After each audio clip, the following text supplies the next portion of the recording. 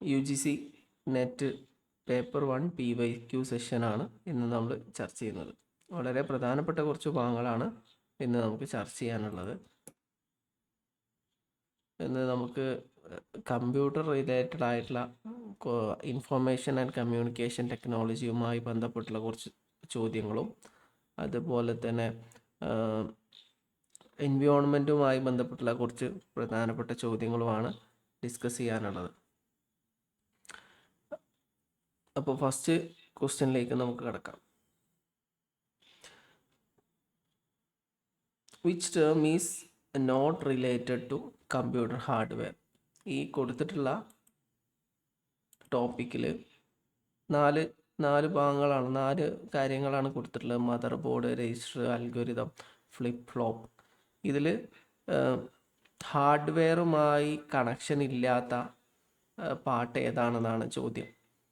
ഇതിൽ 3 ഫിസിക്കൽ പാർട്ടാണ്, നമുക്ക് കാണാനും തൊടാനൊക്കെ പറ്റുന്ന സാധനമാണ്. ബാക്കിയുള്ള 1 അത് ഹാർഡ്വെയർ അല്ല. അത് ഏതാണെന്നാണ് ചോദ്യം. ഇത് വളരെ എളുപ്പത്തിൽ നമുക്ക് ആൻസർ ചെയ്യാൻ പറ്റുന്ന ഒന്നാണ്. അൽഗോരിതമാണ് ശരിക്കും ഇതിൻ്റെ ആൻസർ. അപ്പോൾ നമുക്ക് നോക്കാം അൽഗോരിതം എന്തുകൊണ്ട് ഇതിൽ ഹാർഡ്വെയറിൻ്റെ ഭാഗമായി മാറിയില്ല, ബാക്കിയുള്ളതൊക്കെ എങ്ങനെയാണ് ഹാർഡ്വെയറിൻ്റെ ഭാഗമായി മാറിയത് എന്ന് നമുക്ക് നോക്കാം. ഓക്കെ, ഇതിൽ അൽഗോരിതം എന്ന ടേം ആദ്യം നമുക്ക് നോക്കാം. അൽഗോരിതം എന്ന് പറഞ്ഞാൽ നമ്മൾ നേരത്തെ പഠിച്ചിട്ടുണ്ടല്ലേ, ഹ്യൂറിസ്റ്റിക്സ് ആൻഡ് അൽഗോരിതം എന്ന് പറഞ്ഞിട്ട് നമ്മൾ എവിടെയോ റിസർച്ചിലും അതുപോലെ ടീച്ചിങ് ആപ്റ്റിറ്റ്യൂഡിലും നമ്മൾ ഡിസ്കസ് ചെയ്തിട്ടുണ്ട്. ഹ്യൂറിസ്റ്റിക്സ് എന്ന് പറഞ്ഞാൽ എന്താണ് ശരിക്കും? അത് ഒരു ജനറൽ ഐഡിയ ആണ്, ഒരു ലക്ഷ്യത്തിലേക്ക് എത്താൻ വേണ്ടിയിട്ടുള്ള ജനറൽ ഡിസിഷൻ മേക്കിങ്ങുമായി ബന്ധപ്പെട്ട് നമ്മൾ മുമ്പ് പഠിച്ചതാണ്.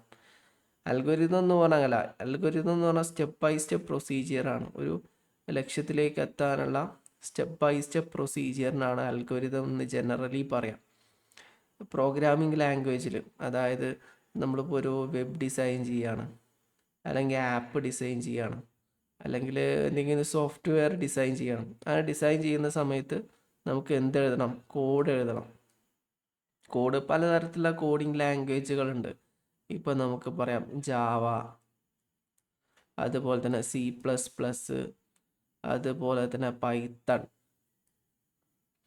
അങ്ങനെ പലതരത്തിലുള്ള ഈ കോഡുകളുണ്ട്.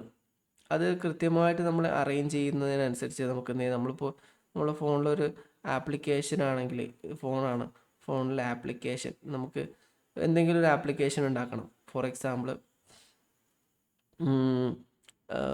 ഉദാഹരണമായിട്ട് നമുക്ക് ഒരു ആപ്ലിക്കേഷനാണ്, ഒരു കലണ്ടർ ഉണ്ടാക്കണം എന്ന് കരുതാം. കലണ്ടർ ഉണ്ടാക്കണമെങ്കിൽ ഡേറ്റുകൾ കാര്യങ്ങളൊക്കെ ഒരു ഭാഗത്ത് വരണം. എന്നിട്ട് താഴെ എന്ത് ചെയ്യണം? ഓരോ ഡേറ്റിൻ്റെയും ഓരോ മാസത്തെയും സവിശേഷതകൾ എഴുതണം. ഇവിടെ നെക്സ്റ്റ് ബട്ടൺ ഉണ്ടാവണം, ഇവിടെ ബാക്കിലേക്ക് ഉള്ള ഓപ്ഷൻ ഉണ്ടാവണം എന്നൊക്കെ പറഞ്ഞ് കുറേ കാര്യങ്ങൾ നമുക്ക് ഡിസ്പ്ലേ കാണിക്കണമല്ലോ. അപ്പോൾ അത് എന്താണെന്ന് കൃത്യമായിട്ട് കോഡിങ്ങിലൂടെ മാത്രമേ അത് എന്ത് ചെയ്യാൻ പറ്റുള്ളൂ, ഇങ്ങനൊരു സാധനം ഡെവലപ്പ് ചെയ്യാൻ പറ്റുള്ളൂ. അപ്പോൾ അതിന് അൽഗോരിതം എന്നാണ് പറയാം, സിമ്പിളായിട്ട് പറയുകയാണെങ്കിൽ. കുറച്ച് ഡീറ്റെയിൽ ആയിട്ട് അത് ഡിസ്കസ് ചെയ്യാനുണ്ട്, ഇത്ര മനസ്സിലാക്കിയാൽ മതി. അൽഗോരിതം എന്ന് പറഞ്ഞാൽ ഈ അൽഗോരിതത്തിലൂടെ കൃത്യമായിട്ടുള്ള ഔട്ട്പുട്ട് കിട്ടും.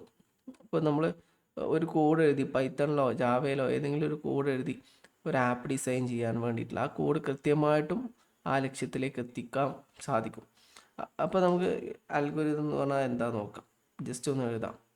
അൽഗോരിതം ഇമ്പോർട്ടൻ്റ് ആണ്, എക്സാമിന് ചോദിക്കാൻ സാധ്യതയുണ്ട്, നിങ്ങൾ നോക്കണം. അൽഗോരിതം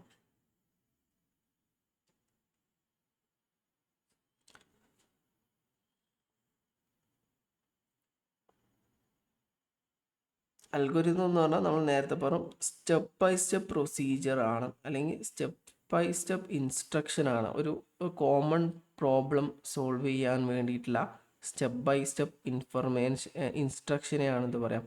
അൽഗോരിതം എന്ന് പറയാം.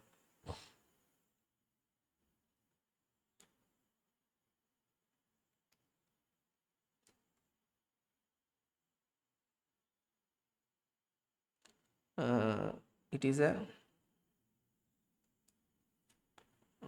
കൺസെപ്ച്വൽ,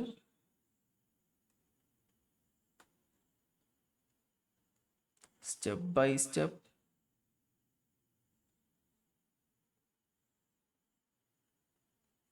പ്രൊസീജിയർ അല്ലെങ്കിൽ സെറ്റ് ഓഫ് ഇൻസ്ട്രക്ഷൻ,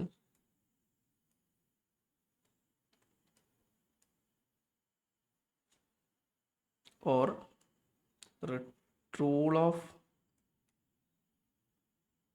അല്ലെങ്കിൽ rules written to solve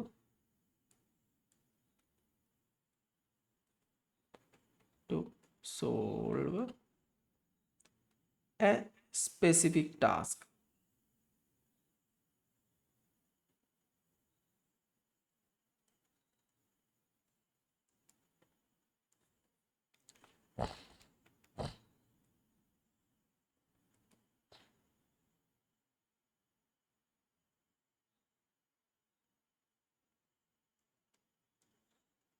okay, ഇത് സാധാരണഗതിയിൽ യൂസ്ഡ് ഇൻ പ്രോഗ്രാമിംഗ്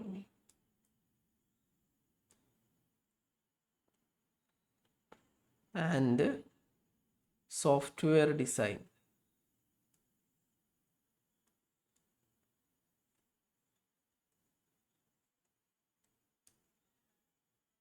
നമുക്കിത് അൽഗോരിതത്തിൻ്റെ പ്രത്യേകത എന്താ വെച്ചാൽ നമുക്ക് ഒരിക്കലും എന്ത് ചെയ്യാൻ പറ്റില്ല, ഫിസിക്കലി ടച്ച് ചെയ്യാനോ അത് ഹോൾഡ് ചെയ്യാനോ ഒന്നും പറ്റൂല. അതാണ് ഇതിൻ്റെ അൽഗോരിതം എന്ന് പറഞ്ഞാൽ. എന്താണ് ഇത്? ഒരു പ്രോഗ്രാമിംഗ് ലാംഗ്വേജ് ആണ്. അത് നമുക്ക് ഒരു ഭാഷയാണ്.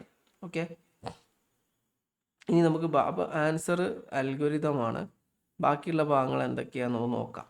മദർ ബോർഡ്, രജിസ്റ്റർ, അതുപോലെ തന്നെ ഫ്ലിപ്പ് ഫ്ലോപ്പ്. ഈ അൽഗോരിതം എന്ന് പറഞ്ഞ ടേം സ്റ്റാറ്റിസ്റ്റിക്സുമായി ബന്ധപ്പെട്ടുള്ള ടേംസ്. സ്റ്റാറ്റിസ്റ്റിക്സിലും ഈ അൽഗോരിതം ഡിസ്കസ് ചെയ്യുന്നുണ്ട്. അതുപോലെ റിസർച്ചിലും ഡിസ്കസ് ചെയ്യുന്നുണ്ട്. ടീച്ചിങ് ആപ്റ്റിറ്റ്യൂഡിലും ഡിസ്കസ് ചെയ്യുന്നുണ്ട്. അങ്ങനെ ഇപ്പോൾ ഒരുപാട് സ്ഥലങ്ങളിൽ ഈ അൽഗോരിതം എന്ന് പറഞ്ഞ ടേം ഡിസ്കസ് ചെയ്യുന്നുണ്ട്. അതിൻ്റെ കോമൺ ഡെഫിനിഷനാണ് ആദ്യം നമ്മൾ എഴുതിയത്. ഒരു step by step set of instruction ആണെന്ന്. ഇതാണ് അതിൻ്റെ കോമൺ ആയിട്ടുള്ള ഡെഫിനിഷൻ. ഇവിടെ കമ്പ്യൂട്ടറുമായി ബേസ് ചെയ്തിട്ടാണെങ്കിൽ നമ്മളത് പ്രോഗ്രാമിംഗ് ലാംഗ്വേജിനെയാണ് അൽഗോരിതം എന്ന് പറയുന്നത്. ഇനി നമുക്ക് മദർ ബോർഡ് നോക്കാം. മദർ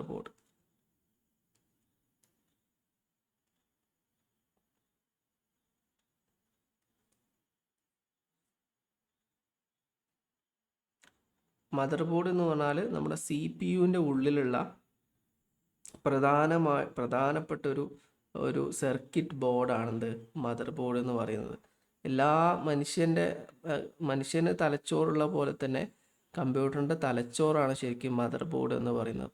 CPU ആണ് അതിൻ്റെ എല്ലാ പ്രവർത്തനങ്ങളുടെയും കേന്ദ്രം. CPU ആണ്. നമുക്കറിയാം CPU നമ്മളെ വീട്ടിലുണ്ടാവും. നമ്മൾ ലാപ്ടോപ്പ് അല്ല യൂസ് ചെയ്യുന്നതെങ്കിൽ നമ്മളെ വീട്ടിൽ എന്തുണ്ടാവും, ലാപ്ടോപ്പ് ഡെസ്ക് ടോപ്പ് ഉണ്ടെങ്കിൽ മദർ ബോർഡ് ഉണ്ടായിരിക്കും. എന്തുണ്ടാവും, CPU ഉണ്ടായിരിക്കും. CPU-ൻ്റെ ഉള്ളിലാണ് മദർ ബോർഡ് ഉണ്ടാവുക. ഇനി ലാപ്ടോപ്പ് ആണെങ്കിൽ ലാപ്ടോപ്പ് എല്ലാ കോമ്പണൻറ്റുകളും ഈ ലാപ്ടോപ്പിൻ്റെ ഉള്ളിലാണ് ഉണ്ടാവുക. മദർ ബോർഡ് ഉള്ളത് കൊണ്ടാണ് എന്ത് ചെയ്യുന്നത്, അതിൻ്റെ എല്ലാ പ്രവർത്തനങ്ങളും അത് ക്രോഡീകരിക്കുന്നത്. സെൻട്രൽ ഗേറ്റ് വേ നമുക്ക് പറയാൻ പറ്റും.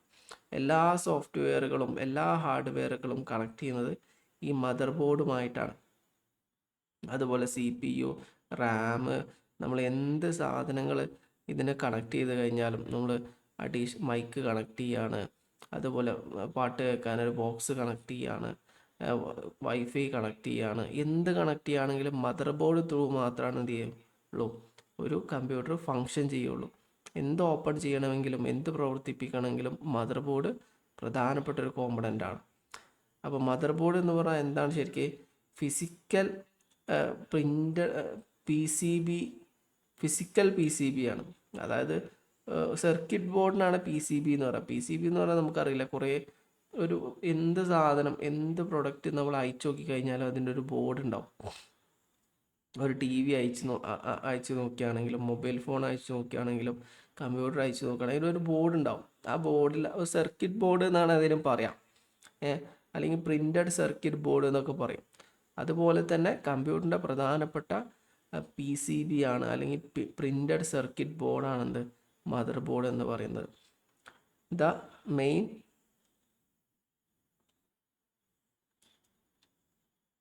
ഫിസിക്കൽ പ്രിൻറ്റഡ് സർക്യൂട്ട്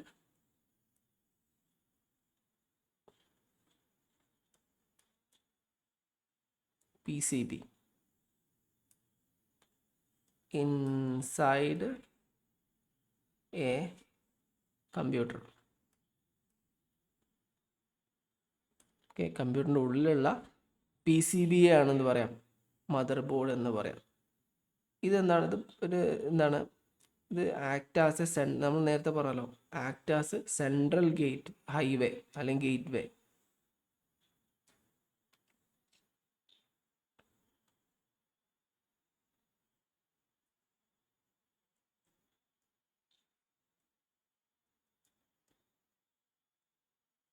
ഹൈവേ കൊണ്ട് സെൻട്രൽ ഹൈവേ കൊണ്ട് ഉദ്ദേശിക്കുന്നത് എന്താ വെച്ചാൽ, നമുക്കറിയാം നമ്മൾ സെൻട്രൽ ഹൈവേയിലേക്ക് കണക്ട് ചെയ്യുന്ന എല്ലാം ഈ സെൻട്രൽ ഹൈവേയിലേക്ക് കണക്ട് ചെയ്യും. ഇതുപോലൊരു മഹാസമുദ്രമാണ്, ആ സമുദ്രത്തിലേക്കാണ് എല്ലാ നദികളും പുഴകളും അരുവികളൊക്കെ കണക്ട് ചെയ്യുന്നത്. അതേപോലെ തന്നെ മദർ ബോർഡ് എന്ന് പറഞ്ഞാൽ സെൻട്രൽ ഹൈവേ ആണ്, അതിലേക്ക് എല്ലാ സാധനങ്ങളും കണക്ട് ചെയ്യും. നമുക്ക് അതും കൂടെ എഴുതിയേക്കാം. Physically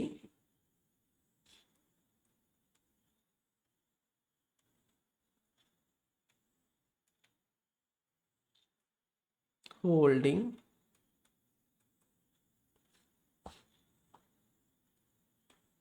and connecting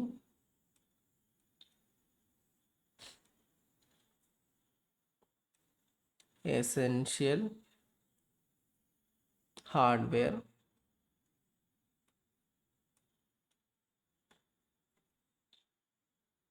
components.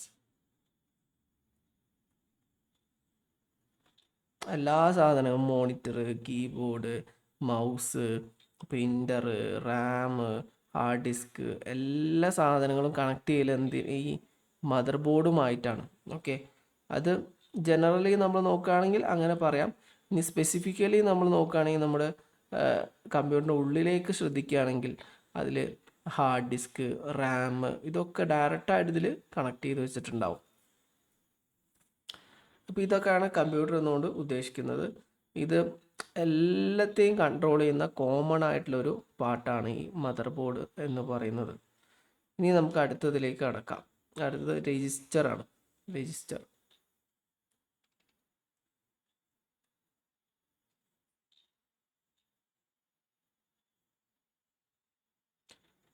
CPU ഉള്ളിലുള്ള എന്താണ് ഒരു ഫിസിക്കൽ സ്റ്റോറേജ് ലൊക്കേഷനാണ് ഈ രജിസ്റ്റർ എന്ന് പറയുന്നത്. വളരെ സ്പെസിഫിക് ആയിട്ടുള്ള കമ്പ്യൂട്ടർ പ്രോസസ്സ് ചെയ്യാൻ ആവശ്യമായിട്ടുള്ള ബേസിക് ആയിട്ടുള്ള കുറേ ഇൻഫോർമേഷൻസ് ഉണ്ടാവും. അതായത് റാമിൻ്റെ ഉള്ളിലാണെങ്കിലും ഹാർഡ് ഡിസ്കിൻ്റെ ഉള്ളിലാണെങ്കിലും ലാർജ് ഡാറ്റ ഉണ്ടാവും. എല്ലാ കമ്പ്യൂട്ടറുമായി ബന്ധപ്പെട്ട എല്ലാ കാര്യങ്ങളും അതിലാണ് സ്റ്റോർ ചെയ്യുക.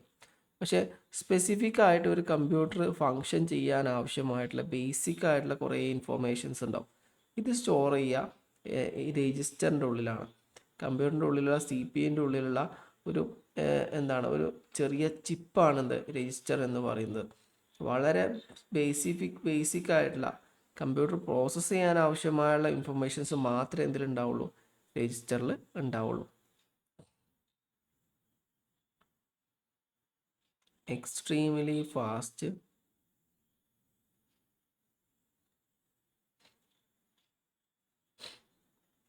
physical storage location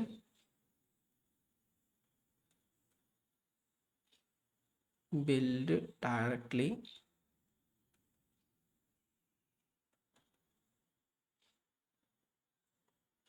inside the CPU chip itself.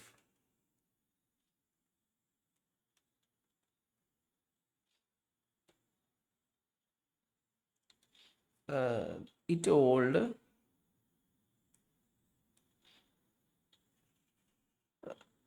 tiny piece of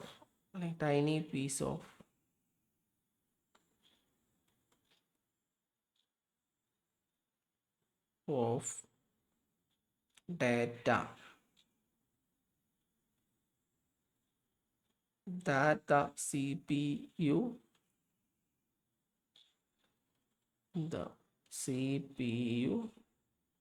need to access immediately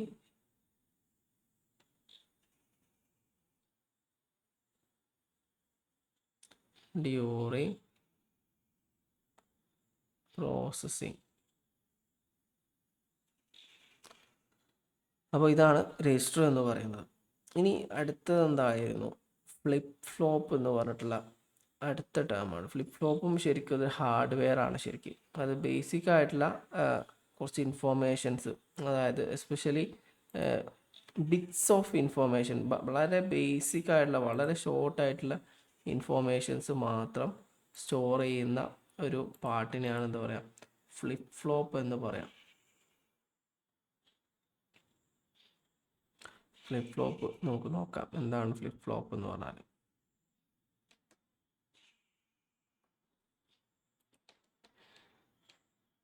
flip flop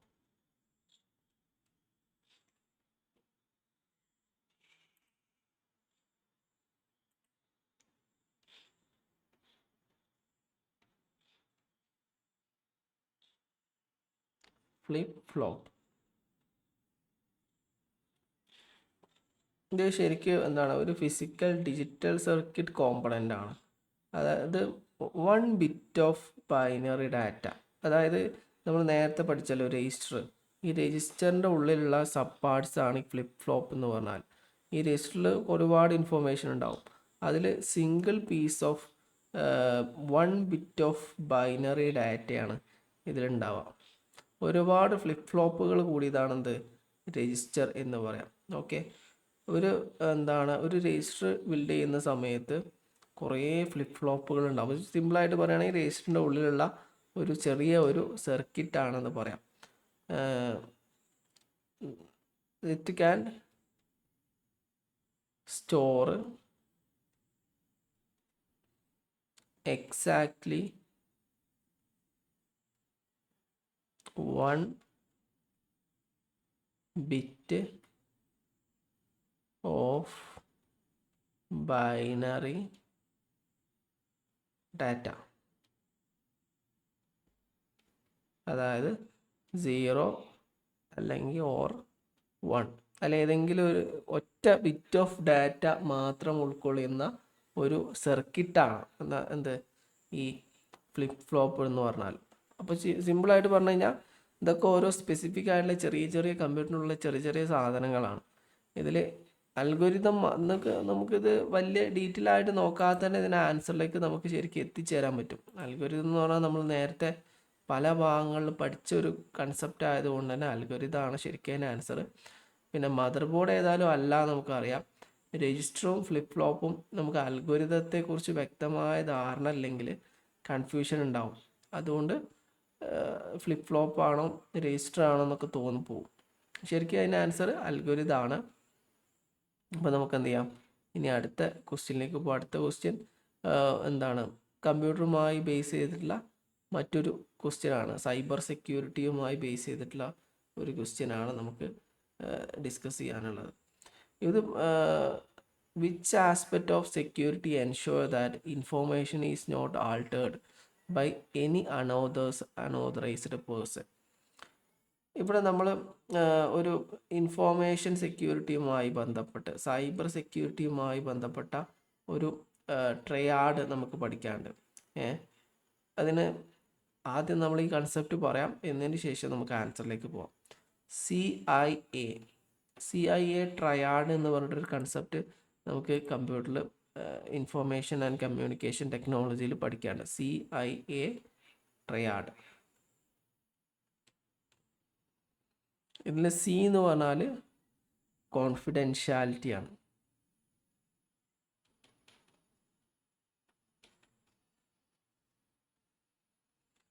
I എന്ന് പറഞ്ഞാൽ ഇൻറ്റഗ്രിറ്റിയാണ്.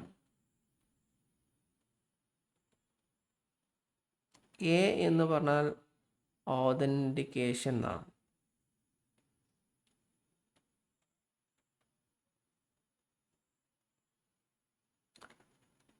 അപ്പോൾ ഇതിൽ ഈ മൂന്നും CIA എന്താണ് സൈബർ സെക്യൂരിറ്റിയുമായി ബന്ധപ്പെട്ട ഒരു ട്രയാഡാണ്, 3 കൺസെപ്റ്റാണ്. ഇതിൽ ഓരോ ഓരോ കൺസെപ്റ്റിനും കോൺഫിഡൻഷ്യാലിറ്റിക്കും ഇൻറ്റഗ്രിറ്റിയും ഓതൻറ്റിക്കേഷനും ഓരോ പ്രത്യേകതകളും സവിശേഷതകളും ഉണ്ട്. ഇതൊക്കെ ശരിക്കും സെക്യൂരിറ്റി ഇൻഫോർമേഷൻ എൻഷുർ ചെയ്യാൻ വേണ്ടി യൂസ് ചെയ്യുന്ന വ്യത്യസ്ത സ്റ്റേജുകളാണ് എന്ന് നമുക്കിതിനെ മനസ്സിലാക്കാം. നമുക്ക് ഓരോന്നോരോന്ന് നോക്കാം എന്താണ് ശരിക്കും. ശരിക്കും ഇതിൻ്റെ ആൻസർ വരുന്നത് ഇൻറ്റഗ്രിറ്റി ആണ്. പക്ഷെ ആദ്യം നമുക്ക് കോൺഫിഡൻഷ്യാലിറ്റി എന്താണെന്ന് നോക്കാം. കോൺഫിഡൻഷ്യാലിറ്റി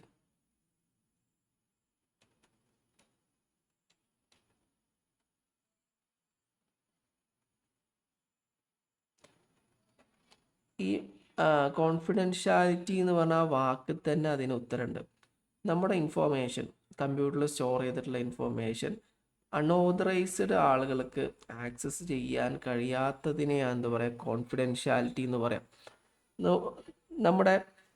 നമ്മൾ യൂസ് ചെയ്യുന്ന നമ്മുടെ ലാപ്ടോപ്പ്, നമ്മൾ യൂസ് ചെയ്യുന്ന നമ്മളെ കമ്പ്യൂട്ടർ അല്ലെങ്കിൽ നമ്മുടെ ലാപ്ടോപ്പ്, അതിലൊരുപാട് ഇൻഫോർമേഷൻസ് ഉണ്ടായിരിക്കും അല്ലേ.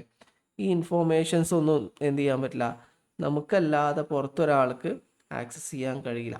അല്ലെങ്കിൽ നമ്മളെ മൊബൈൽ ഫോണിലുള്ള ഇൻഫോർമേഷൻ പുറത്തൊരാൾക്ക് ആക്സസ് ചെയ്യാൻ കഴിയില്ല. അത് ആ ഫീച്ചറിനെ കോൺഫിഡൻഷ്യാലിറ്റി എന്നാണ് പറയാം. ഈ ഫീച്ചറാണ് എന്ത് ചെയ്യുന്നത്, നമ്മുടെ പുറത്തുള്ള ആളുകൾക്ക്, ഹാക്കേഴ്സിന്, നമ്മുടെ എന്താണ് ഇൻഫോർമേഷൻ ഒന്നും ആക്സസ് ചെയ്യാൻ കഴിയാത്ത സാഹചര്യം ഉണ്ടാക്കാം. മെയിനായിട്ട് എല്ലാ ഇൻഫോർമേഷനും നമുക്ക് പുറത്തുള്ള ഒരാൾക്ക് നമ്മൾ സിസ്റ്റത്തിന് ആക്സസ് ചെയ്യാൻ പറ്റില്ല ജനറലി. പക്ഷേ ചില സ്പെസിഫിക് ഇൻഫോർമേഷൻസ് ഉണ്ട്. അതായത് നമ്മുടെ യൂസർ നെയിം, നമ്മുടെ പാസ്വേഡുകൾ, അങ്ങനെ കുറേ കാര്യങ്ങൾ ഇത് എൻക്രിപ്റ്റഡ് ആയിട്ടാണ് എന്ത് ചെയ്യുക, ഇത് സ്റ്റോർ ചെയ്ത് വെക്കാം. വാട്സപ്പിൽ നമുക്കറിയാം എൻഡ് ടു എൻഡ് എൻക്രിപ്ഷൻ എന്നൊക്കെ നിങ്ങൾ കണ്ടിട്ടുണ്ട്. അതായത് നമ്മുടെ ഇൻഫോർമേഷൻ വേറെ ആൾക്കും കാണാൻ പറ്റില്ല, വായിച്ചെടുക്കാൻ പറ്റില്ല എന്നാണ് അതിൽ പറയുന്നത്. അതൊരു കോൺഫിഡൻഷ്യാലിറ്റിയാണ്. നമ്മുടെ ഇൻഫോർമേഷന് നമുക്ക് മാത്രമേ കാണാനും വായിക്കാനും കഴിയുള്ളൂ എന്നത് ഒരു സൈബർ സെക്യൂരിറ്റിയുമായി ബന്ധപ്പെട്ട ടേമാണ്. അപ്പോൾ ഇത് പ്രധാനപ്പെട്ടതാണ്. ഇതിന് ധാരാളം ചോദ്യങ്ങൾ ഈ ഒറ്റ കോൺഫിഡൻഷ്യാലിറ്റിയുമായി ബന്ധപ്പെട്ട് ചോദിക്കാൻ സാധ്യതയുണ്ട്. അപ്പോൾ നമുക്ക് നോക്കാം. This aspect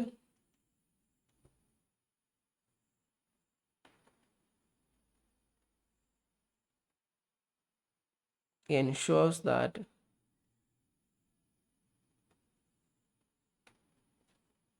sensitive information is kept secret.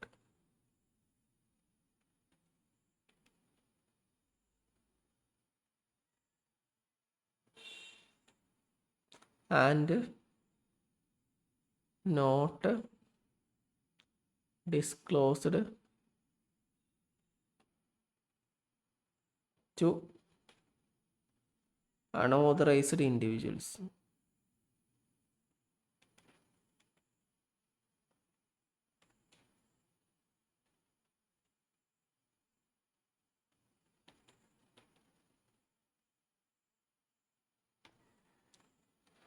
ഇത് നമ്മളെ ഡേറ്റ തെഫ്റ്റിനെ എന്ത് ചെയ്യുന്നു, അതിന് നമ്മളെ പ്രൊട്ടക്റ്റ് ചെയ്യാം. നമ്മളെ പുറത്തുനിന്ന് ഒരാൾ നമ്മളെ നിരീക്ഷിക്കുന്നതും അതുപോലെ നമ്മളെ ഡേറ്റ വേറെ ആൾ മോഷ്ടിച്ച് കൊണ്ടുപോകുന്നതിനൊക്കെ ഈ കോൺഫിഡൻഷ്യാലിറ്റി എന്ന് പറഞ്ഞ ഫീച്ചർ എന്ത് ചെയ്യും, തടയും. നേരത്തെ പറഞ്ഞല്ലോ, focus on preventing data theft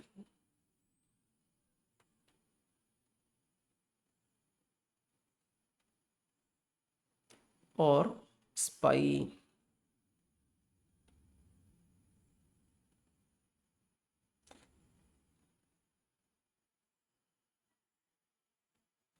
ഇതാണ് കോൺഫിഡൻഷ്യാലിറ്റി എന്ന് പറയാം. അപ്പം നമ്മൾ സാധാരണ അപ്പോൾ എന്താണ്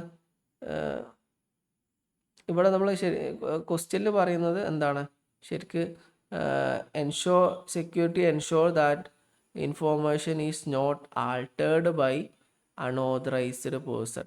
ആൾട്രേഷൻ വരുത്തുന്നതുമായി ബന്ധപ്പെട്ട ടോപ്പിക് അല്ല ഇതിൽ വരുന്നത്.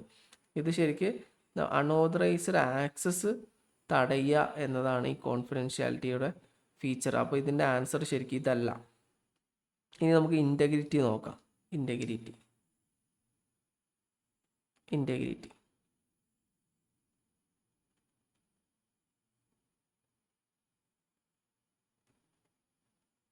Integrity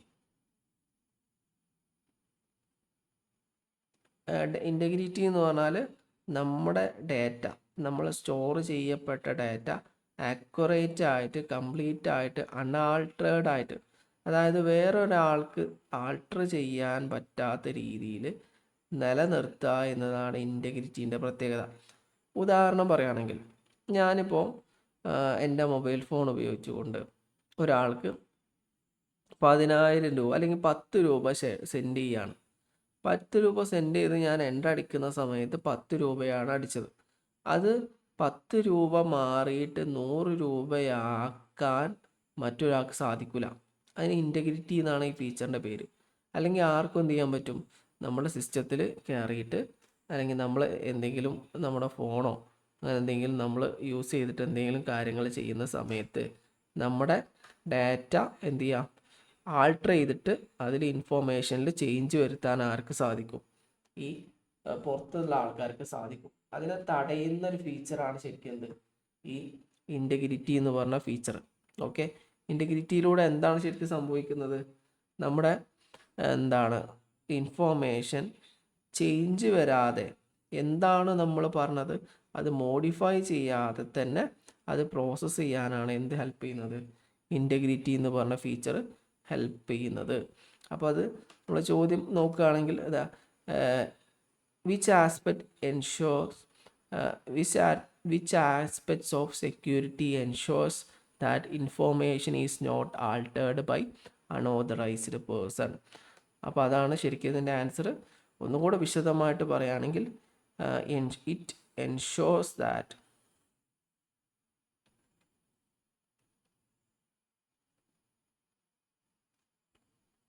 data remains accurate,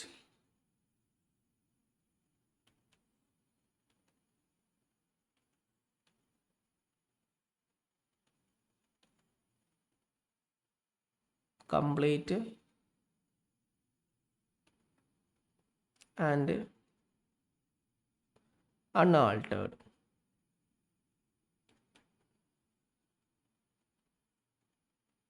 During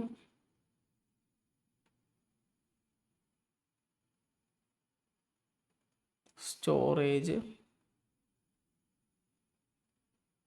or transmission.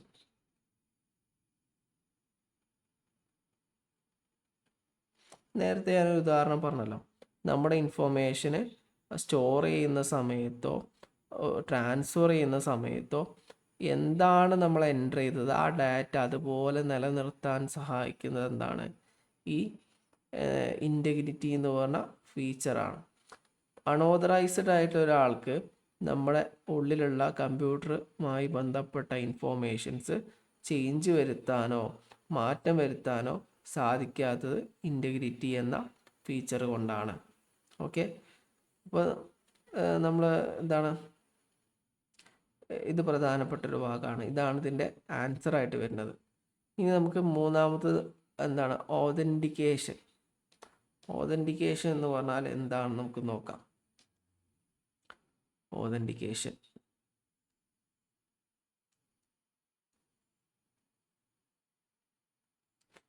നിങ്ങൾ PYQ സെഷൻ നോക്കുന്ന സമയത്ത്, ഡിസ്കസ് ചെയ്യുന്ന സമയത്ത്, സ്വന്തമായിട്ട് പ്രിപ്പയർ ചെയ്യുന്ന സമയത്ത് ഇങ്ങനെ തന്നെ പ്രിപ്പയർ ചെയ്യണം കേട്ടോ. ചോദ്യം വായിച്ചിട്ട് ആൻസർ ജസ്റ്റ് വായിച്ച് പോകരുത്. അങ്ങനെ വരുന്ന സമയത്ത് നമുക്ക് അത് പ്രോപ്പറായിട്ട് ഓർത്തെടുക്കാൻ കഴിയില്ല. ഇനി നിങ്ങൾക്ക് കവർ ചെയ്യാൻ പറ്റും. നിങ്ങൾക്ക് ഒരു ദിവസം 2ഉം 3ഉം ചോദ്യപേപ്പറുകൾ കവർ ചെയ്യാൻ അങ്ങനെ സാധിക്കുമെങ്കിലും അത് എഫക്റ്റീവ് അല്ല.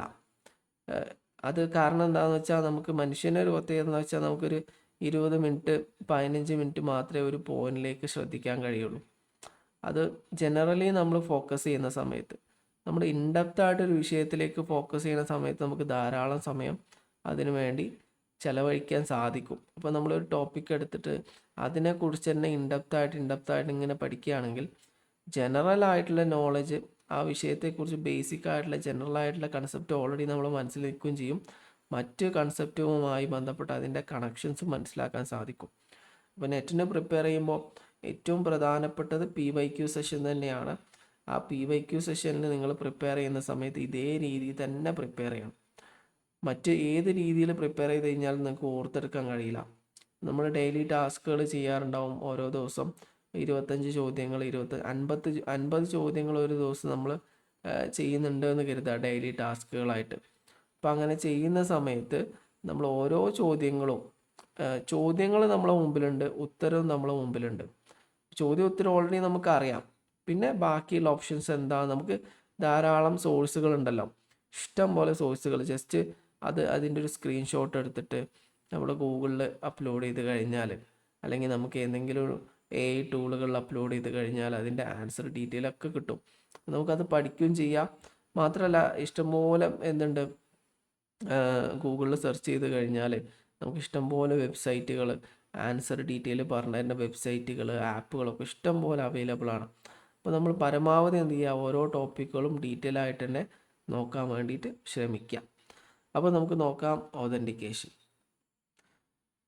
ഓതൻറ്റിക്കേഷൻ എന്ന് പറഞ്ഞാൽ യൂസറിനെ വെരിഫൈ ചെയ്യുന്ന ഒരു സ്റ്റേജിനാണ് എന്താ പറയുക ഓതൻറ്റിക്കേഷൻ എന്ന് പറയാം. ഇപ്പോൾ നമ്മളൊരു വെബ്സൈറ്റിലേക്ക് അല്ലെങ്കിൽ ഒരു ഇൻസ്റ്റഗ്രാം ID വെച്ചിട്ട് നമ്മളൊരു ഇതിലേക്ക് കയറുന്ന സമയത്ത് നമുക്ക് എന്താണ് ഇൻസ്റ്റഗ്രാം ഓപ്പൺ ചെയ്യാൻ വേണ്ടിയിട്ട് നമുക്ക് എന്ത് ചെയ്യണം, നമ്മുടെ യൂസർ നെയിമും പാസ്വേഡും കൊടുക്കേണ്ടി വരും അല്ലേ. അപ്പോൾ ഈ യൂസർ നെയിമും പാസ്വേഡും കൊടുക്കുന്ന സമയത്ത് അത് വെരിഫൈ ചെയ്യും അല്ലേ. ഈ വെരിഫൈ ചെയ്തിട്ടാണ് എന്ത് ചെയ്യുക,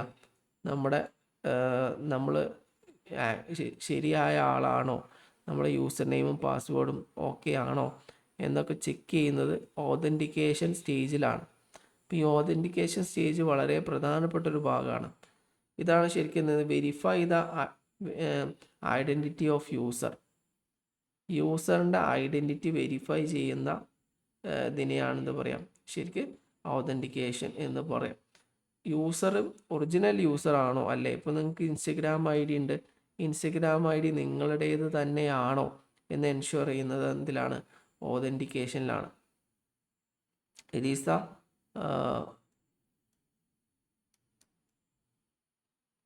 process of verifying the identity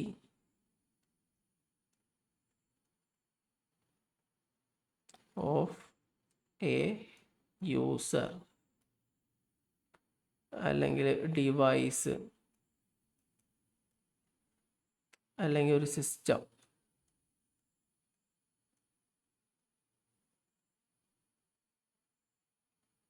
before granting access.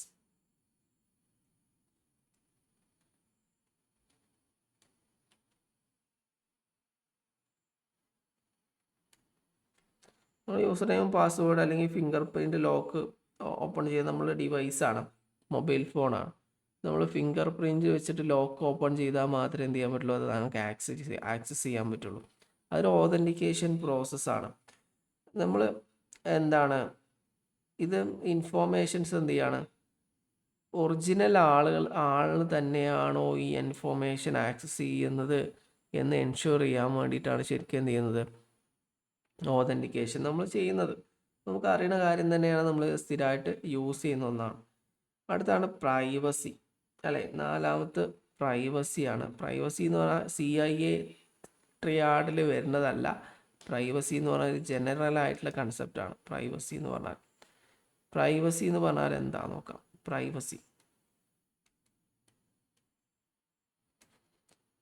എന്ന് പറഞ്ഞാൽ ശരിക്കും എന്താണ്, നമ്മുടെ എന്താണ് മനുഷ്യൻ്റെ റൈറ്റാണ് എന്താണ് നമ്മുടെ പേഴ്സണൽ ഡാറ്റ എന്ത് ചെയ്യാണ് മറ്റു ആൾക്കാർക്ക് ആക്സസ് ചെയ്യുന്നതിലും ഷെയർ ചെയ്യുന്നതിലൊക്കെയുള്ള ഒരു സ്വകാര്യത, അതിനാണ് എന്ത് പറയാം, പ്രൈവസി എന്ന് പറയാം.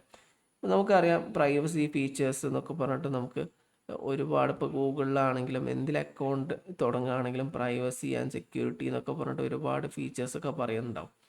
അത് ആ കമ്പനി നിങ്ങളുടെ ഡാറ്റ എങ്ങനെ ആക്സസ് ചെയ്യുന്നു, എങ്ങനെ യൂസ് ചെയ്യുന്നു എന്നൊക്കെ അതിൽ പറയും. ചുരുക്കി പറഞ്ഞു കഴിഞ്ഞാൽ നമുക്ക് നമ്മുടെ ഡാറ്റ സേഫായിട്ട് ഇരിക്കാൻ വേണ്ടിയിട്ടുള്ള റൈറ്റ് ഉണ്ട്. എങ്ങനെയാണ് പേഴ്സണൽ ഡാറ്റ കളക്ട് ചെയ്യുന്നത്, യൂസ് ചെയ്യുന്നത്, ഷെയർ ചെയ്യുന്നത്, ഇതൊക്കെ പ്രൈവസി ഡീറ്റെയിലിൽ പറയും. നിങ്ങൾ നോക്കിക്കഴിഞ്ഞാൽ അറിയാം, നിങ്ങൾ എന്തെങ്കിലും ഒരു പുതിയ ഒരു ആപ്പ് ഇൻസ്റ്റാൾ ചെയ്യുകയാണ്, അല്ലെങ്കിൽ പുതിയതായിട്ട് ഒരു ഇൻസ്റ്റഗ്രാം അക്കൗണ്ട് തുടങ്ങുകയാണ്.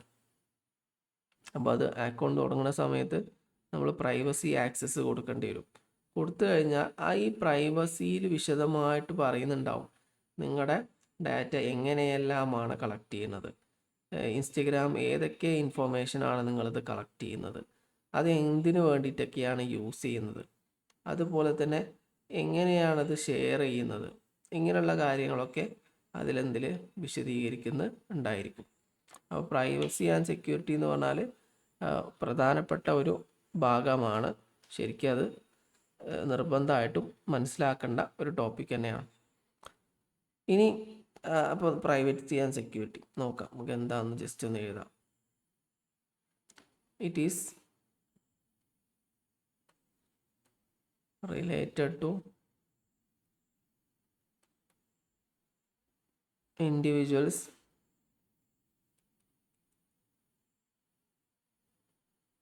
right to control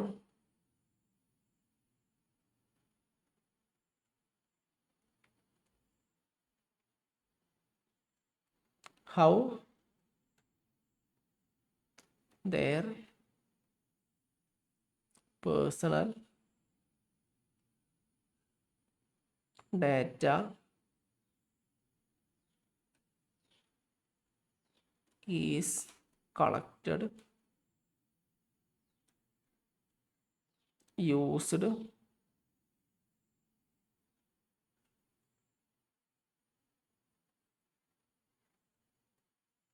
and shared by organization.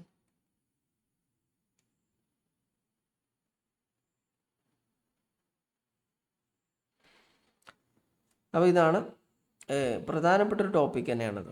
Okay, ഇപ്പോൾ നമ്മൾ പഠിച്ചു, നമ്മൾ ചോദ്യം ഇതാണ്, ഏത് ആസ്പെക്റ്റ് ഓഫ് സെക്യൂരിറ്റിയാണ് നമ്മുടെ അൺഓതറൈസ്ഡ് പേഴ്സൺസിന് നമ്മുടെ ഇൻഫോർമേഷൻ ആൾട്ടർ ചെയ്യാൻ സാധിക്കാത്ത സെക്യൂരിറ്റി ഫീച്ചർ ഏതാണെന്നാണ് ചോദ്യം. അപ്പോൾ അത് ശരിക്കും എന്താണ്, ഇൻറ്റഗ്രിറ്റി എന്ന് പറയുന്ന ഫീച്ചറാണ്. അത് പ്രധാനപ്പെട്ടതാണ്. ഇനി നമുക്ക് അടുത്ത ചോദ്യത്തിലേക്ക്, റീസൺ ആൻഡ് അസേർഷൻ. സ്ഥിരമായിട്ട് ചോദിക്കുന്ന ഒരു ഭാഗമാണ് റീസൺ ആൻഡ് അസേർഷൻ. ഇത് ശരിക്കും റീസൺ ആൻഡ് അസേർഷൻ എന്ന് പറഞ്ഞാൽ ശരിക്കും നമുക്ക് ഏതെങ്കിലും ഒരു വിഷയവുമായി ബന്ധപ്പെട്ടിട്ട് അതിന് വരിക. പല ടൈപ്പ് ഓഫ് ക്വസ്റ്റ്യൻസ് നമുക്ക് എക്സാമിന് നെറ്റിന് ചോദിക്കാറുണ്ട് അല്ലേ. ജനറൽ, ഇപ്പോൾ നമ്മളിപ്പോൾ കണ്ടല്ലോ, മുമ്പ് ഇത് നോർമലായിട്ടുള്ള ഒരു ക്വസ്റ്റ്യനാണ്. അപ്പോൾ ഇത് ചോദിക്കാം. അല്ലെങ്കിൽ പിന്നെ നമുക്ക് എന്താണ്, മാച്ച് ദ ഫോളോയിങ് ആയിട്ട് ക്വസ്റ്റ്യൻസ് ചോദിക്കാം. അല്ലെങ്കിൽ റീസണിങ് ആൻഡ് അസേർഷൻ പോലുള്ള ക്വസ്റ്റ്യൻസ് ചോദിക്കാം. ഇത് മൂന്നുമാണ് ഏറ്റവും കൂടുതലായിട്ട് കാണപ്പെടുന്ന രീതി. അല്ലെങ്കിൽ റീസൺ ആൻഡ് അസേർഷൻ സാധാരണഗതിയിൽ ടീച്ചിങ് ആറ്റിറ്റ്യൂഡ്, റിസർച്ച് ആപ്റ്റിറ്റ്യൂഡ്, അതുപോലെ തന്നെ തിയറി ടോപ്പിക്കുമായി ബേസ് ചെയ്തിട്ടുള്ള ചോദ്യങ്ങളിലായിരിക്കും സാധാരണഗതിയിൽ റീസണിങ് ആൻഡ് അസേർഷൻ എന്ന് പറഞ്ഞൊരു ഭാഗം വരാം. പിന്നെ ലോജിക്കൽ റീസണിങ്ങിലും വരാറുണ്ട്. അപ്പോൾ ഇത് നോക്കാം. ഇത് ജസ്റ്റ് ഒരു എന്താണ്, ഇൻഫോർമേഷൻ കമ്മ്യൂണിക്കേഷൻ ടെക്നോളജിയുമായി ബേസ് ചെയ്തിട്ടുള്ള, അത് എൻവയോൺമെൻറ്റുമായി ബേസ് ചെയ്തിട്ടുള്ള ഒരു ടോപ്പിക്കാണ്. ഇത് നോക്കാം, നോക്കാം. അസേർഷൻ അടുത്ത് റീസൺ. ഓക്കെ, അസേർഷൻ നമുക്ക് നോക്കാം. Increase in average sea surface temperature will contribute towards enhancement of atmospheric carbon dioxide concentration. അതായത് സീല് കടലിൽ ചൂട് കൂടിക്കഴിഞ്ഞാൽ കടലിലുള്ള കാർബൺ ഡൈ ഓക്സൈഡ് അറ്റ്മോസ്ഫിയറിലേക്ക് എന്ത് ചെയ്യും, ഷിഫ്റ്റ് ചെയ്യുമെന്നാണ് പറയുന്നത്. ചൂട് കൂടിക്കഴിഞ്ഞാൽ എന്താണ്, വെള്ളത്തിന് കാർബൺ ഡൈ ഓക്സൈഡ് ഹോൾഡ് ചെയ്യാനുള്ള കപ്പാസിറ്റി കുറയുന്ന സമയത്ത് ഈ കാർബൺ ഡൈ ഓക്സൈഡ് എന്ത് ചെയ്യും, നീരാവിയായിട്ട് എവിടേക്ക് പോവും, അന്തരീക്ഷത്തിലേക്ക് പോകും. ഇതാണ് ഇത് പറയുന്നത്. ഓക്കെ, അപ്പോൾ ഇതിനെന്ത് പറയും, ഇത് ശരിയാണ് ഈ കൺസെപ്റ്റ്. ഓക്കെ, രണ്ടാമത് അസേർഷൻ നമുക്ക് നോക്കാം. Increase in the surface temperature increase the solubility of എന്താണ്, carbon dioxide in water. അതായത് ചൂട് കൂടുന്നതിനനുസരിച്ച് കാർബൺ ഡൈ ഓക്സൈഡ് അബ്സോർബ് ചെയ്യാനുള്ള വെള്ളത്തിൻ്റെ കപ്പാസിറ്റി കൂടും എന്നാണ് പറയുന്നത്. ഇത് രണ്ടും അസേർഷനും റീസണും രണ്ടാണ്. അപ്പോൾ ഇതിലേതോ ഒന്ന് ഉത്തരം തെറ്റാണ്. ശരിക്ക് ചൂട് കൂടുന്നതിൻ്റെ ഫലമായിട്ട് ശരിക്കും എന്താ സംഭവിക്കുന്നത്, ഈ വെള്ളത്തിൻ്റെ കാർബൺ ഡൈ ഓക്സൈഡ് അബ്സോർബ് ചെയ്യാനുള്ള, ലയിക്കാനുള്ള കപ്പാസിറ്റി കുറയാണ് ചെയ്യുന്നത്. അപ്പോൾ ഇവിടെ ശരിക്കും നമുക്ക് മനസ്സിലാക്കേണ്ട രണ്ട് കൺസെപ്റ്റുകളാണ്. ഓക്കെ, ഫസ്റ്റ് എന്താണ്, ഈ ഫസ്റ്റ് ഓപ്ഷൻ കണ്ടല്ലോ, increase in average surface temperature will contribute towards enhancement of atmospheric carbon dioxide concentration. ഇവിടെ ശരിക്ക് ഈ എന്താണ്, നമുക്കറിയാം ഓഷ്യൻ എന്ന് പറഞ്ഞാൽ, ഓഷ്യൻ ശരിക്കും എന്താണ്, ഒരു കാർബൺ സിങ്ക് ആയിട്ടാണ് പ്രവർത്തിക്കുന്നത് അല്ലേ, കാർബൺ സിങ്ക്. അതായത് അന്തരീക്ഷത്തിലെ കാർബൺ ഡൈ ഓക്സൈഡിനെ എന്ത് അബ്സോർബ് ചെയ്യുന്നു, കടലിലെ വെള്ളം അബ്സോർബ് ചെയ്യുന്നു. ടൺ കണക്കിന് കാർബൺ ഡൈ ഓക്സൈഡ് എന്ത് ചെയ്യും, ഈ വെള്ളത്തിലേക്ക് അബ്സോർബ് ചെയ്യുന്നു. പക്ഷേ ചൂട് കൂടുന്ന സമയത്ത് എന്ത് ചെയ്യാണ്, ഈ അബ്സോർബ് ചെയ്യാനുള്ള എന്തിൻ്റെ കപ്പാസിറ്റി കുറയുന്നു, ആരുടെ, വെള്ളത്തിൻ്റെ കപ്പാസിറ്റി കുറയുന്നു എന്നാണ് ഇതിൽ പറയുന്നത്. അപ്പോൾ ഇവിടെ നമ്മൾ പറയാം എന്താണ്, temperature rises,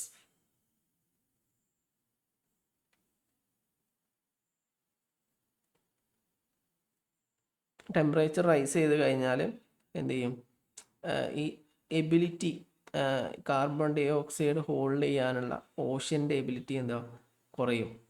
oceans ability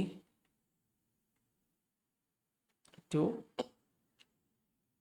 hold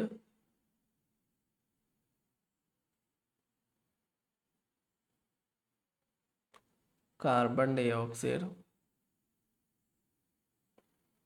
decreases. അപ്പോൾ ഇത് നമുക്ക് ആദ്യം ഒന്ന് മനസ്സിലാക്കണം, കടൽ എന്ന് പറഞ്ഞാൽ കാർബൺ ഡൈ ഓക്സൈഡ് സ്റ്റോർ ചെയ്യാനുള്ള പ്രധാനപ്പെട്ട ഒരു സോഴ്സാണ്. അന്തരീക്ഷത്തിലെ കാർബൺ ഡൈ ഓക്സൈഡൊക്കെ സ്റ്റോർ ചെയ്യാൻ മരങ്ങൾ, ചെടികളൊക്കെ പോലെ തന്നെ ഈ ജലവും സഹായിക്കുന്നുണ്ട്. പക്ഷേ ടെമ്പറേച്ചർ കൂടിക്കഴിഞ്ഞാൽ ഈ കപ്പാസിറ്റി കുറയും എന്നാണ് പറയുന്നത്.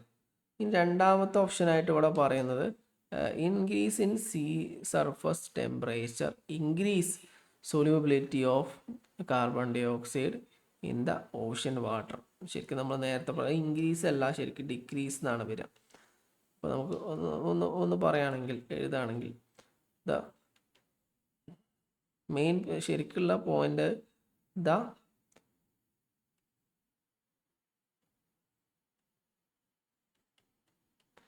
solubility of gases decrease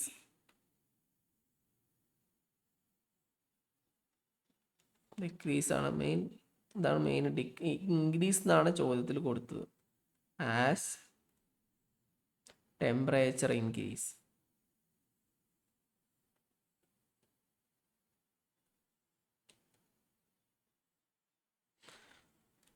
assertion and reasoning എന്ന് പറഞ്ഞാൽ അസേർഷൻ പറഞ്ഞിട്ട് അതിൻ്റെ റീസൺ പറയുകയാണ് ചെയ്യാം. അപ്പോൾ അസേർഷനിൽ തന്നെ അതിൻ്റെ റീസണിങ് ഉൾക്കൊണ്ടിട്ടുണ്ടാവും. പക്ഷെ ഇവിടെ അസേർഷനും റീസണിങ്ങും രണ്ടും രണ്ടായിട്ടാണ് കൊടുത്തിട്ടുള്ളത്. അപ്പോൾ എ കറക്റ്റും ബി തെറ്റുമാണ് ശരിക്കും. അപ്പോൾ ഇതിൻ്റെ ആൻസർ, അപ്പോൾ സിമ്പിളായിട്ട് ഇതിൽ നിന്ന് ഇത്ര മനസ്സിലാക്കണം. ഈ ഈ ചോദ്യത്തിൽ നമ്മൾ മനസ്സിലാക്കേണ്ട പ്രധാനപ്പെട്ട പോയിന്റുകൾ, ഒന്ന് എന്താണ്, കടൽ, ഓഷ്യൻ എന്ന് പറഞ്ഞാൽ കാർബണിനെ അബ്സോർബ് ചെയ്യുന്ന പ്രധാനപ്പെട്ട ഒരു സോഴ്സാണ്. രണ്ടാമത്തത് ടെമ്പറേച്ചർ കൂടുന്നതനുസരിച്ച് ഈ കാർബണിനെ അബ്സോർബ് ചെയ്യാനുള്ള നദിയുടെ കപ്പാസിറ്റി, കടലിൻ്റെ കപ്പാസിറ്റി കുറയും. ഈ രണ്ട് കാര്യങ്ങൾ നമ്മൾ നോക്കി വെക്കണം. ഇതാണ് ഇതിൽ പഠിക്കാനുള്ളത്. അപ്പോൾ ഇതിൻ്റെ ആൻസർ വരുന്നത് എ കറക്റ്റും ബി നോട്ട് കറക്റ്റുമാണ്. സാധാരണഗതിയിൽ ബോത്ത് കറക്റ്റുള്ള ചോദ്യങ്ങളാണ് സാധാരണഗതിയിലൊക്കെ ചോദിക്കാറുള്ളത്. ചില സമയത്ത് ഏതെങ്കിലും ഒന്ന് മിസ്റ്റേക്കുള്ള ചോദിക്കാറുണ്ട്. A is correct but not is not, R is not correct. ഇനി നമുക്ക് എന്താണ് അടുത്തതൊരു എക്കോസിസ്റ്റവുമായി ബന്ധപ്പെട്ട്, ഇതൊക്കെ എന്താണ് എൻവയോൺമെൻറ്റുമായി ബന്ധപ്പെട്ടുള്ള ഒരു ഇതാണ് വിശദീകരിക്കുന്നത്. ഒരു നദിയിൽ, ലേക്കിൽ എന്താണ് പെസ്റ്റിസൈഡ് മിക്സ് ആകുന്ന സമയത്ത് അതെന്താണ് ആ നദിയിൽ, ലേക്കിൽ ഉള്ള എക്കോസിസ്റ്റത്തെ എങ്ങനെ അതിനെ ബാധിക്കുന്നു. ഇത് ഒരു എക്കോസിസ്റ്റത്തിന് ഈ പെസ്റ്റിസൈഡിൻ്റെ സ്വാധീനം കൂടുന്നതിൻ്റെ അടിസ്ഥാനത്തിൽ ഇതിനെ ഇൻക്രീസിങ് ഓർഡറിൽ പ്ലേസ് ചെയ്യാനാണ് പറയുന്നത്. അപ്പോൾ ഇത് ഒരു ഭക്ഷ്യവ്യവസ്ഥയായിട്ട്, ആവാസ വ്യവസ്ഥയാണ് ശരിക്കും എന്ത് ലേക്ക് എന്ന് പറഞ്ഞാൽ. ഒരു നദി എടുക്കാം, അല്ലെങ്കിൽ ഒരു കുളം എടുക്കാം, കുളം നോക്കാം. ഒരു കുളം ഒരു ആവാസ വ്യവസ്ഥയാണല്ലേ. അവിടെ ഒരുപാട് ജീവികളുണ്ടാവും, ചെടികളുണ്ടാവും, ചെറിയ ചെറിയ അണുക്കളുണ്ടാവും, അതുപോലെ തന്നെ ഫിഷ്, ബേർഡ്സ്, പലതരത്തിലുള്ള ഫിഷുകളൊക്കെ ഉണ്ടാവും. ഈ താറാവ്, ഇങ്ങനെയുള്ള കുറേ സാധനങ്ങൾ ഇതിലുണ്ടാവും, ഈ വെള്ളത്തിൽ ഉണ്ടാവും. അപ്പോൾ വെള്ളത്തിൽ ജീവിക്കുന്ന, വെള്ളത്തിലൊരു കെമിക്കൽ പെസ്റ്റിസൈഡ് മിക്സ് ആയിക്കഴിഞ്ഞാൽ അത് ഓരോന്നിനെയും, ഇപ്പോൾ വാട്ടറിൽ എത്രത്തോളം മിക്സ് ആവും, അങ്ങനെ ഓരോന്നിൽ എങ്ങനെ മിക്സ് ആവും എന്നതിൻ്റെ അടിസ്ഥാനത്തിൽ ഇത് ഓർഡറിൽ പ്ലേസ് ചെയ്യാനാണ് പറയുന്നത്. അപ്പോൾ നമുക്കറിയാം എന്താണ്, നമുക്ക് നോക്കാം സ്റ്റെപ്പ് ബൈ സ്റ്റെപ്പ് പ്രൊസീജിയർ. ഇപ്പോൾ നമ്മൾ നേരത്തെ പറഞ്ഞൊരു പെസ്റ്റിസൈഡ്, ഞാനെന്ത് ചെയ്തു, കൃഷിക്ക് വേണ്ടിയിട്ട് കുറച്ച് പെസ്റ്റിസൈഡ് വാങ്ങിയിട്ട് എന്താണ് എൻ്റെ തോട്ടത്തിൽ ഞാൻ അടിച്ചു. ഇപ്പോൾ തൊട്ടടുത്തുള്ള കുളം ഉണ്ടായിരുന്നു, ആ കുളത്തിൽ ഈ പെസ്റ്റിസൈഡ് മിക്സ് ആകുന്ന സമയത്ത് ഈ അഞ്ച് സാധനങ്ങളും ഈ കുളത്തിലുണ്ട് എന്ന് കരുതാം. ഈ 5 സാധനങ്ങളിലും പെസ്റ്റിസൈഡ് എത്രത്തോളം ഉണ്ടായിരിക്കും എന്നതാണ് ചോദ്യം. ഓക്കെ, അപ്പോൾ ഏറ്റവും കുറവ് പെസ്റ്റിസൈഡ് ഉണ്ടാവുക വെള്ളത്തിലായിരിക്കും. കാരണം എന്താ വെച്ചാൽ നമുക്കറിയാം ഈ കുളത്തിലാണെങ്കിലും നദിയിലാണെങ്കിലും ഏറ്റവും കൂടുതൽ ഉള്ളത് എന്താണ്, വെള്ളമാണ് അല്ലേ. അപ്പോൾ കുറേ വെള്ളം ഉണ്ടാവും, കുറച്ച് പെസ്റ്റിസൈഡ് വല്ല ഉണ്ടാവുള്ളൂ. അപ്പോൾ നമ്മൾ വെള്ളത്തിലാണ് ആദ്യം ഇത് കലരുന്നത് എങ്കിലും ഇത് വെള്ളം ധാരാളം ഉള്ളത് കൊണ്ട് തന്നെ പെസ്റ്റിസൈഡ് ഓരോ തുള്ളി വെള്ളത്തിലുമുള്ള പെസ്റ്റിസൈഡിൻ്റെ അളവ് കുറവായിരിക്കും. ഓക്കെ, അപ്പോൾ ശരിക്കും എന്താണ്, പെസ്റ്റിസൈഡാണ് ഏറ്റവും താഴത്തെ, ഏറ്റവും ലോ കോൺസെൻട്രേഷൻ ഉള്ള എന്താണ് ഭാഗം എന്ന് പറയാം. അപ്പോൾ നമുക്കൊന്ന്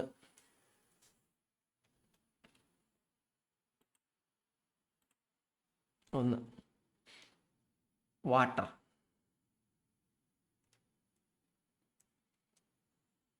ലോവസ്റ്റ് കോൺസെൻട്രേഷൻ.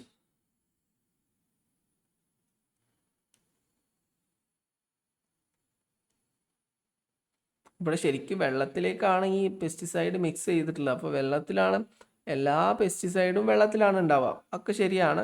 പക്ഷെ വെള്ളം, നമുക്കിപ്പോൾ 1 ലിറ്റർ വെള്ളം അല്ലല്ലോ ഉണ്ടാവുക.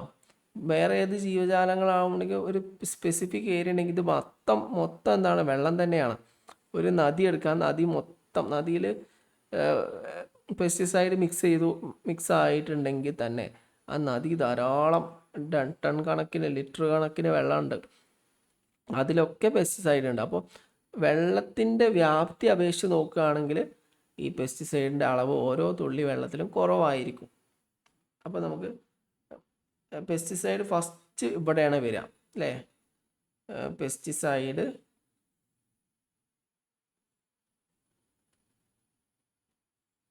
Is first introduce here.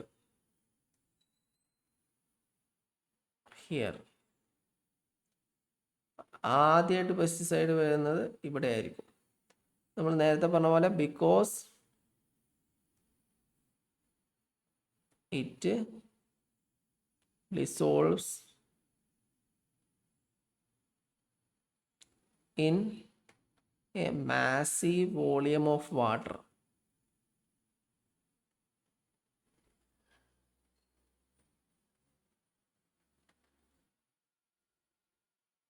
Its relative concentration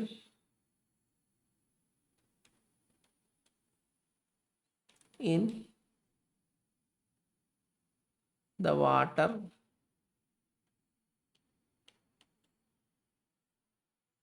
itself is the lowest. അതായത് എന്താണ്, നമ്മൾ വലിയൊരു സോഴ്സ് ഓഫ് വാട്ടറിലേക്കാണ് ഈ അല്പം പെസ്റ്റിസൈഡ് മിക്സ് ആവുന്നത്. അപ്പോൾ വെള്ളത്തിൻ്റെ വ്യാപ്തി അപേക്ഷിച്ച് നോക്കുകയാണെങ്കിൽ പെസ്റ്റിസൈഡ് ഓരോ തുള്ളി വെള്ളത്തിലേക്കും കുറച്ചായിട്ടാണ് മിക്സ് ആവുക.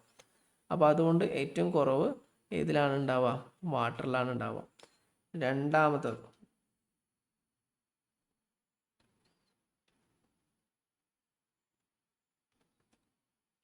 Phyto plankton.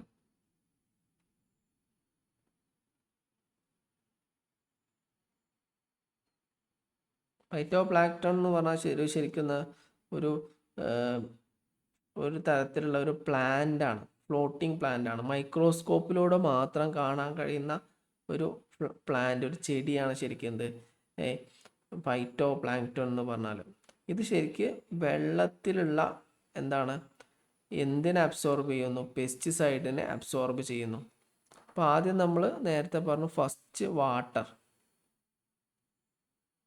ഏറ്റവും കുറവ് വാട്ടർ ആയിരിക്കും. വാട്ടറിൽ പെസ്റ്റിസൈഡിൻ്റെ അളവ് കുറവായിരിക്കും. ഈ വാട്ടറിൽ നിന്ന് പെസ്റ്റിസൈഡിനെ അബ്സോർബ് ചെയ്യുകയാണ് എന്ത് ചെയ്യുന്നത്? ഫൈറ്റോ പ്ലാങ്ക്ടൺ ചെയ്യുന്നത്.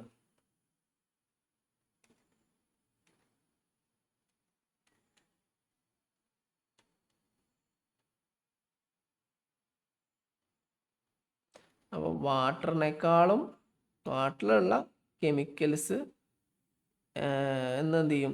കെമിക്കൽസിനെ ഫൈറ്റോ പ്ലാങ്ക്ടൺ അബ്സോർബ് ചെയ്യുമ്പോൾ, അപ്പോൾ വെള്ളത്തിലുള്ളതിനേക്കാൾ കൂടുതൽ കെമിക്കൽസ് എവിടെ ഉണ്ടാവും? ഫൈറ്റോ പ്ലാങ്ക്ടൺ എന്ന് പറയുന്ന സസ്യത്തിൽ ഉണ്ടായിരിക്കും. അപ്പോൾ ഇത് ശരിക്കും ഫൈറ്റോ പ്ലാങ്ക്ടൺ എന്ന് പറഞ്ഞാൽ ശരിക്കും എന്താണ്? മൈക്രോസ്കോപ്പിക്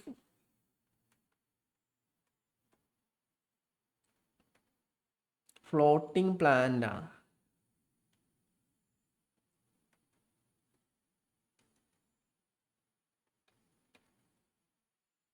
ഇത് വാട്ടറിൽ നിന്ന് ഡയറക്റ്റായിട്ട് പെസ്റ്റിസൈഡ് അബ്സോർബ് ചെയ്യുന്നു. They absorb the pesticide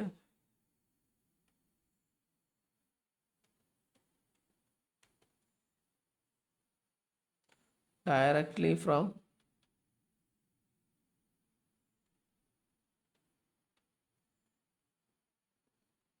water. വെള്ളത്തിൽ നിന്ന് ഡയറക്റ്റായിട്ട് എന്ത് ചെയ്യും? ഈ പെസ്റ്റിസൈഡ് ഈ ഫൈറ്റോ പ്ലാങ്ക്ടൺ അബ്സോർബ് ചെയ്യുന്നു. ഇതെന്താണ്?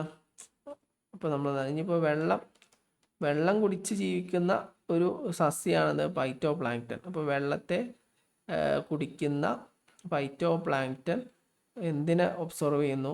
കെമിക്കൽസിനെ, പെസ്റ്റിസൈഡിനെ അബ്സോർബ് ചെയ്യുന്നു. അപ്പോൾ ഈ ഫൈറ്റോ പ്ലാങ്ക്ടനെ തിന്ന് ജീവിക്കുന്ന ജീവിയാണെന്ത്? സൂപ്ലാങ്ക്ടൺ. സൂ പ്ലാങ്ക്ടൺ. സൂ പ്ലാങ്ക്ടൺ എന്ന് പറഞ്ഞാൽ ശരിക്കും എന്താണ്, ഒരു അനിമലാണ്. അനിമൽ എന്ന് പറഞ്ഞാൽ ഒരു മൈക്രോസ്കോപ്പിലൂടെ മാത്രം കാണാൻ കഴിയുന്ന ഒരു തരത്തിലുള്ള ഒരു എന്താണ് ഫ്ലോട്ടിംഗ് അനിമലാണിത് ശരിക്കും സൂ പ്ലാങ്ക്ടൺ എന്ന് പറയാം. ഇത് ശരിക്കും ഫൈറ്റോ പ്ലാങ്ക്ടൺ തിന്ന് ജീവിക്കുന്ന ജീവിയാണ്. അപ്പോൾ ഫൈറ്റോ പ്ലാങ്ക്ടണിൽ തന്നെ ഓൾറെഡി എന്തുണ്ടാവും, നേരത്തെ പറഞ്ഞ പോലെ പെസ്റ്റിസൈഡിൻ്റെ അളവ് കൂടുതലായിരിക്കും. അപ്പോൾ ഫൈറ്റോ പ്ലാങ്ക്ടണെ തിന്നുന്ന എന്താണ് സൂ പ്ലാങ്ക്ടൺ.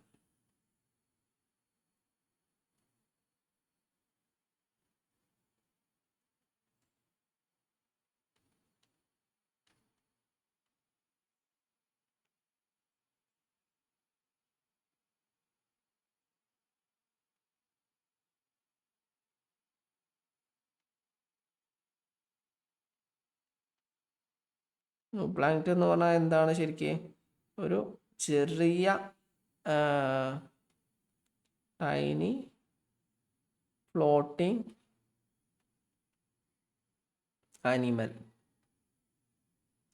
അനിമൽ എന്ന് പറഞ്ഞാൽ ഒരു ജീവി എന്നുള്ള അർത്ഥത്തിലാട്ടോ അവിടെ അനിമൽ എന്ന് ഉദ്ദേശിക്കുന്നത്. നമ്മളൊക്കെ 4 കാലുള്ള ജീവി അങ്ങനെയല്ല, ചെറിയ മൈക്രോസ്കോപ്പിലൂടെ മാത്രം കാണാൻ കഴിയുന്ന ചെറിയ ഒരു തരത്തിലുള്ള ജീവിയാണിത് ഈ സൂ പ്ലാങ്ക്ടൺ എന്ന് പറയാം. ഇത് തിന്നത് Eats phyto plankton.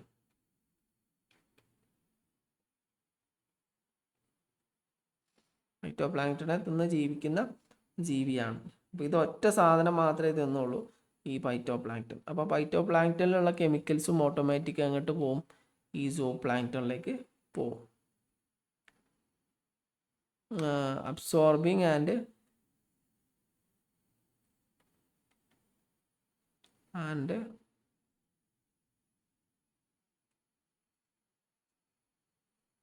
concentrating all the toxic chemicals from them.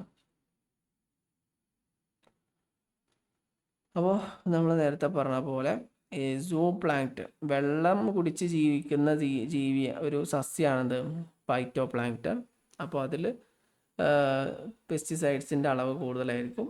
ഈ ഫൈറ്റോ പ്ലാങ്ക്ടനെ തിന്ന് ജീവിക്കുന്നതാണ് സൂ പ്ലാങ്ക്ടൺ. അപ്പോൾ കുറച്ചും കൂടെ അധികം പെസ്റ്റിസൈഡ് അതിൽ കൂടുതലായിരിക്കും.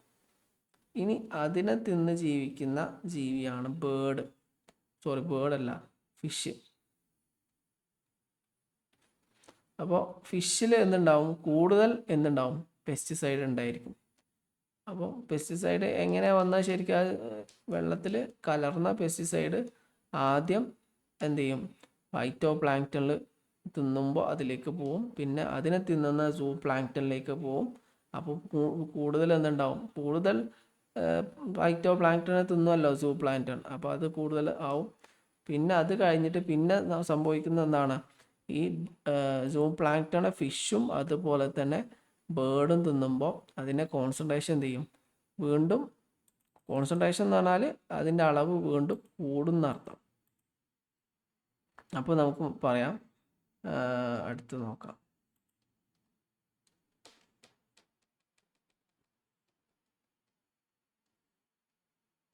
അപ്പോൾ അടുത്തത് വരാം ഏതായിരിക്കും, ഫിഷ് ആയിരിക്കും അല്ലേ. ഫിഷ്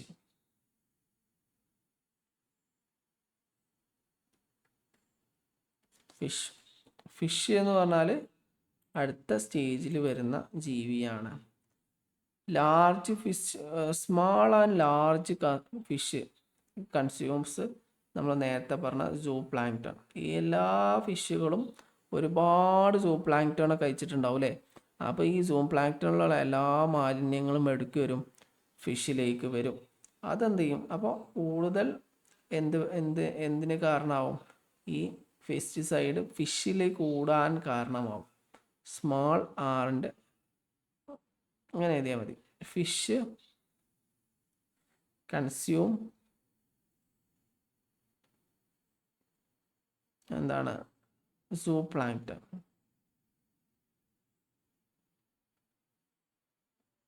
അപ്പോൾ ആയിരക്കണക്കിന് ലക്ഷക്കണക്കിന് സൂ പ്ലാങ്ക്ടനെ ഫിഷ് കഴിക്കും. അപ്പോൾ അത്രയും അധികം എന്തുണ്ടാവും, എന്ത് കൂടും, ഈ പെസ്റ്റിസൈഡിൻ്റെ അളവും എന്ത് ചെയ്യും, കൂടും. അപ്പോൾ concentration, pesticide concentration increases.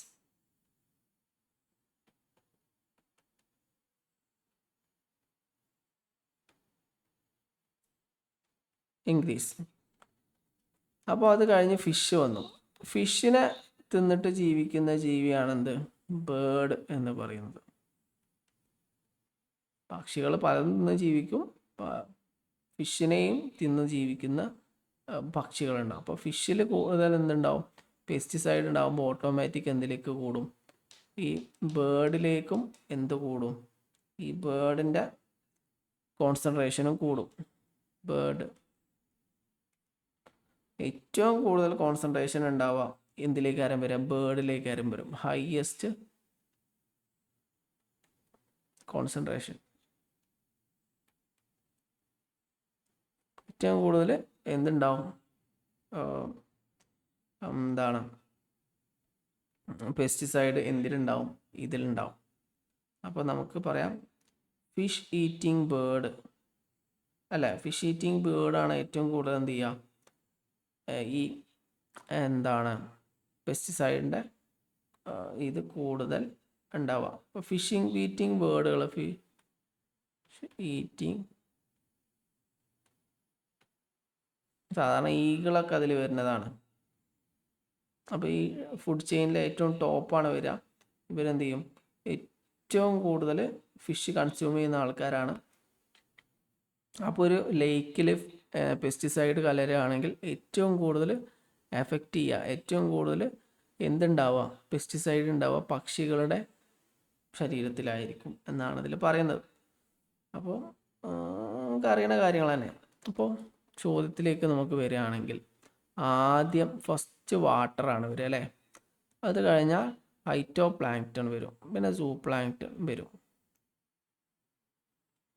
Phyto plankton 2, സൂ പ്ലാങ്ക്ടൺ 3, പിന്നെ ഫിഷ് 4, ബേർഡ് 5. അങ്ങനെയായിരിക്കും എന്ത് വരിക, ഈ ഇതിൽ വരിക. അപ്പോൾ ഇതാണ് ഇതിൻ്റെ ആൻസർ വരുന്നത്. ഓക്കെ, ഇത് പ്രധാനപ്പെട്ടതാണ്. ഇനി ബാക്കിയുള്ളത് നമുക്ക് നെക്സ്റ്റ് ക്ലാസ്സിൽ എന്ത് ചെയ്യാം, ഡിസ്കസ് ചെയ്യാം. ഓക്കെ, പിന്നെ ഉച്ചയ്ക്ക് ശേഷം നമുക്ക് ഞാൻ പറയാം, ഗ്രൂപ്പിൽ മെസ്സേജ് അയക്കാം. ഓക്കെ, അപ്പോൾ ഇത്രയാണ് ഇപ്പോഴത്തെ സെഷന്. എന്തെങ്കിലും സംശയങ്ങളുണ്ടെങ്കിൽ ചോദിക്കാം.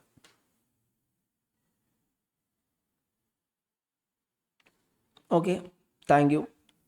അപ്പോൾ ഇന്നത്തെ സെഷൻ നമ്മൾ വൈൻഡപ്പ് ചെയ്യാണ്. പങ്കെടുത്ത എല്ലാവർക്കും നന്ദി.